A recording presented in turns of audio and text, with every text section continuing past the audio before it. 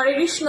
যদি শ্রীকৃষ্ণকে কেউ প্রসন্ন করতে চান তাহলে রাধারানীকে প্রসন্ন করা কিন্তু খুব দরকার, কারণ রাধারানীর আরেক নাম শ্রী মদন মোহন মোহিনী, অর্থাৎ তিনি মদন মোহনকেও মোহিত করেছেন। আসন্ন 11ই সেপ্টেম্বর বুধবার আমাদের শ্রী রাধিকার শুভ আবির্ভাব তিথি সকলে ভক্তি শ্রদ্ধা সহকারে পালন করবেন।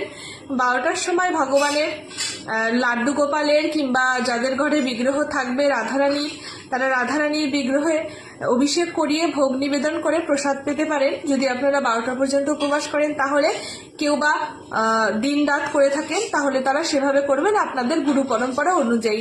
রাধারানীর প্রিয় ভোগ হলো কচুর সবজি, রাবড়ি, সীতাফল, মিষ্টান্ন।